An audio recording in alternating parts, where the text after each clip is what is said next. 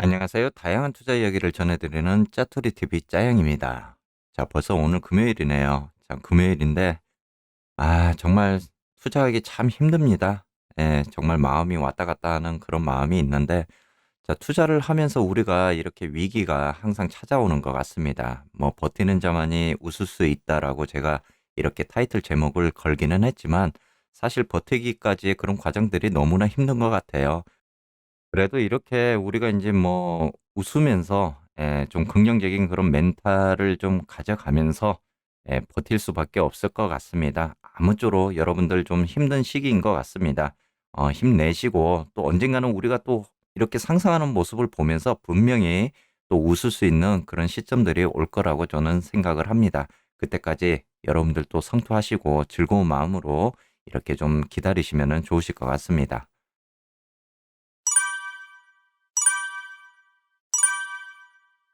오늘 영상에서는 우크라이나 전쟁 공포에 이렇게 증시가 일제히 급락하는 그런 모습을 보였고요. 자, 미 유엔 대사가 이제 러시아 침공 임박에 대한 그런 경고에 대한 메시지를 전하기도 했습니다. 자, 반면에 이제 미 고용 지표가 이렇게 또 부진하게 발표가 되는 부분으로 시장 전망치를 이렇게 상회하는 그런 지표가 발표가 되었고요. 자, 끝으로 세배 레버리지 분석에 대해서 또 말씀을 드려보도록 하겠습니다. 먼저 증시 현황 보고 가도록 하겠습니다. 뉴욕 증시가 우크라이나를 둘러싼 지정학적 리스크가 이렇게 고조가 되면서 17일 이렇게 하락 마감하는 모습을 보였습니다. 자, 다우존스는 1.78% 이렇게 하락하는 모습을 보였고 또 기술주 중심의 이런 나스닥은 무려 2.88% 이렇게 큰 폭으로 하락하는 모습을 보여주었고요. 또 S&P 500은 2.12% 이렇게 큰 폭으로 하락하는 그런 모습을 보였습니다. 자, 러시아와 우크라이나 전쟁 위험이 이렇게 다시 커지면서 10년물 국채 금리도 장중 이렇게 1.98%까지 하락하는 그런 모습을 보이기도 했습니다. 뉴욕 증시 이렇게 전문가들이 러시아 우크라이나 간 전쟁 우려가 당분간 이렇게 시장을 좀 압도하는 그런 이슈가 될 것이다라고 지금 내다보고 있는 부분입니다. 또 이날 그 미국장 개장 전에 이렇게 발표되었던 고용 지표가 부진한 모습으로 이렇게 발표가 되었습니다. 자, 미국 노동부에 따르면 이렇게 지난주 신규 실업수당 청구 건수가 24만 8천 건으로 전주 대비 2만 3천 건 이렇게 증가하는 그런 모습을 보였고요. 또 시장 전망치를 이렇게 상회하는 그런 모습을 보였습니다. 자, 미국 비농업 고용 지수도 지난주 이제 이렇게 발표가 됐었는데 예측가보다 이제 실제 나왔던 부분이 상회하는 그런 모습으로 발표가 되었습니다. 어제는 정말이지 좋은 소식이 하나도 없었던 것 같습니다. 이렇게 뉴욕 증시가 우크라이나 전쟁 공포에 일제히 급락하는 그런 모습을 보였고, 장기 국채 금리도 이렇게 하락하는 모습, 그리고 이제 연준의 긴축 우려가 이렇게 지속되는 모습, 또 고용 지표가 이제 부진하고 이렇게 실업수당 청구 건수가 예상치를 상회하는 모습 등 이런 악재만 어제 전해졌던 그런 부분인데, 일단은 투자자들이 가장 주목하는 건 우크라이나 사태인 것 같습니다. 자, 러시아 이 통신에 따르면은 친러시아 반군을 인용을 해서 우크라이나 정부군이 이날 새벽에 이렇게 동부 루간스크 주에서 박격포와 수류탄 발사기 그리고 기관총 등으로 이렇게 네 차례 걸쳐 공격을 가했다고 이렇게 보도가 나오면서 미 증시도 큰 이렇게 급락하는 그런 모습을 보여주기도 했습니다. 자, 그런데 이제 이런 급락 소식이 나오면서 일부 이제 전문가들은 이렇게 이번 사태가 외교적으로 좀 해결될 것이라는 점에서 이런 주가 하락은 매수 기회로 봐야 된다라는 그런 조언들도 계속적으로 지금 나오고 있거든요. 그래서 여러분들이 좀 현금 비중을 지난번에도 말씀드렸지만은 뭐 30%에서 50%까지는 이렇게 좀 현금 비중을 늘리는 방안도 여러분들이 좀 대응할 수 있는 그런 부분으로 봐야 될 것 같습니다.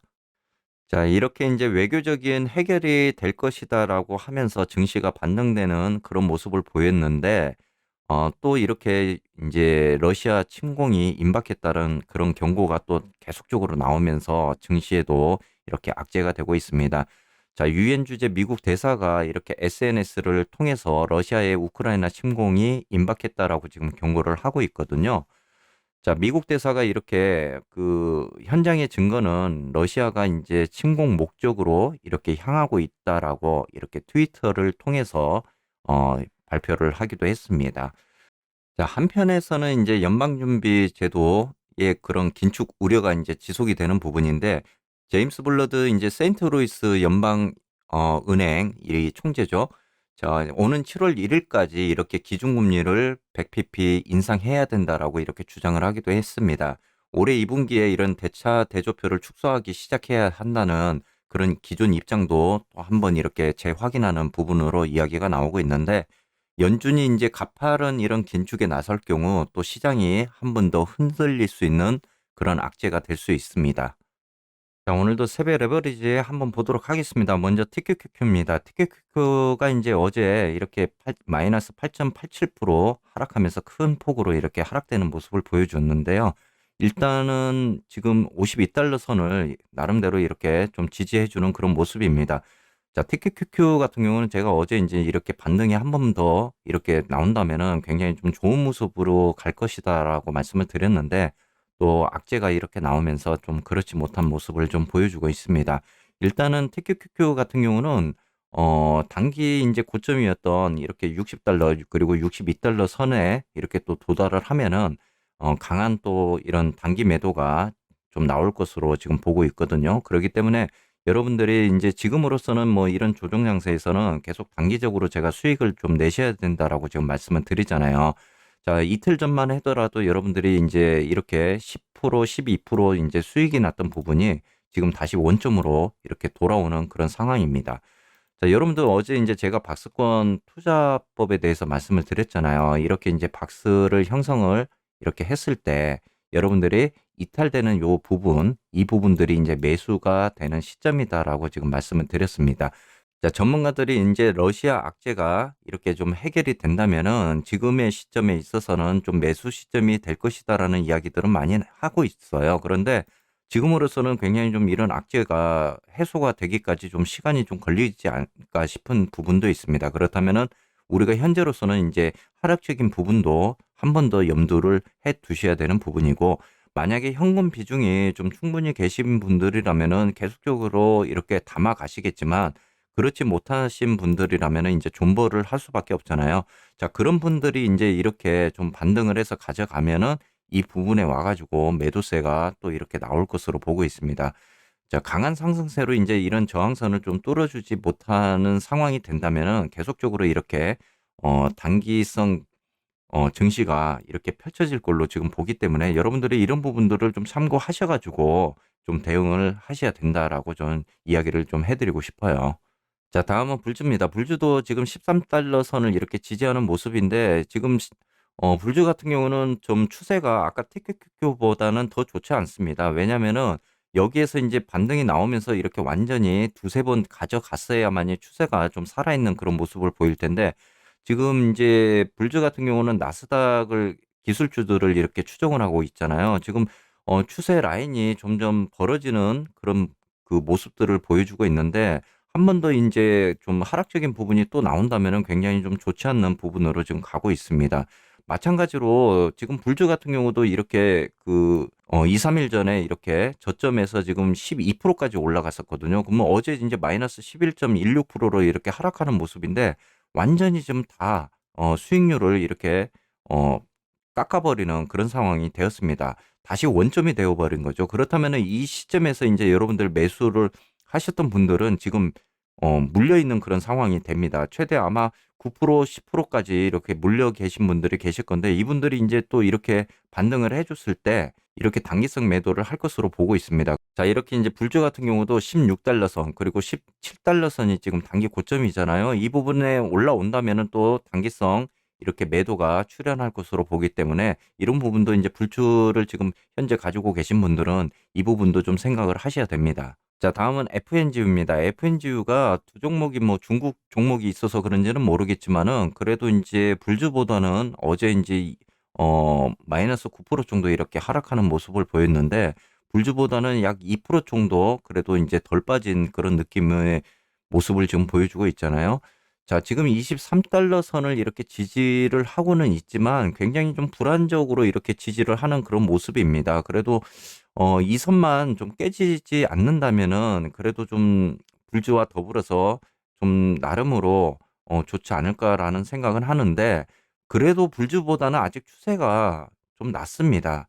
불주는 이제 좀 추세적인 부분이 간격이 자꾸 벌어지는 그런 느낌을 보이는 반면에 FNGU 같은 경우는 아직도 그래도 추세가 이렇게 모아져 있는 그런 느낌이거든요. 그렇기 때문에 이제 단기 고점이라면은 26달러, 27달러 선, 최대 28달러 선에서 이렇게 이제 단기 매도가 나올 것으로 보기 때문에 자, FNGU 같은 경우도 이렇게 단기 고점을 대비해서 여러분들이 좀 가져가시기를 바라겠습니다. 자, 다음은 SOXL입니다. SOXL이 지금 이제 반도체 그 수급에 대한 부분, 그리고 이제 러시아, 우크라이나 이런 악재가 나왔지 않았다면은 좀 호재로 작용할 수 있는 부분들이 굉장히 많았잖아요. 그런 부분이 이제 악재가 나오면서 사실 이제 또 러시아의 그런 반도체적인 수급에 문제가 생길 수 있는 부분이 있기 때문에 이렇게 좀 큰 폭으로 11.34% 이렇게 하락하는 그런 모습을 보였습니다. 자, SOXL 같은 경우도 지난번에 이렇게 12%대까지 상승했다가 거의 반납을 해버리는 그런 상황이 됐잖아요. 그렇다면 SOXL 같은 경우도 지금 단기 고점인 이렇게 45달러, 46달러 선에서 단발성 그런 매도가 출현할 것입니다. 그렇기 때문에 여러분들이 좀 SOXL 지금 보유하고 계신 분들도 좀 이 부분을 좀 참고를 하시면 좋겠고, 특히 이제 SOSL 같은 경우는 이런 그 지정학적 악재, 전쟁 악재만 좀 해결이 된다면은 얼마든지 이제 뚫고 나가는 힘이 있거든요, 지금. 그렇기 때문에 SOSL 같은 경우는 그래도 아직까지는 다른 종목들에 비해서 나쁜 모습은 보이지 않지만 한 번 더 이렇게 한두 번 하락이 더 나온다면은 사실 SOSL 같은 경우도 좋지 않는 그런 흐름으로 바뀔 수 있는 부분이니까 이런 부분 여러분들이 좀 대응을 해보시기를 바라겠습니다.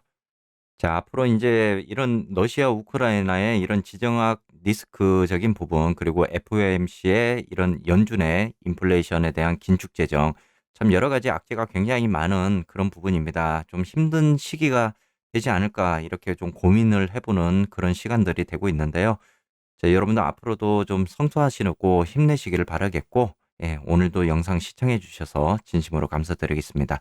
자, 항상 경제적 자유를 위한 꿈을 이 짜용과 함께 여러분들과 함께 하도록 하겠습니다.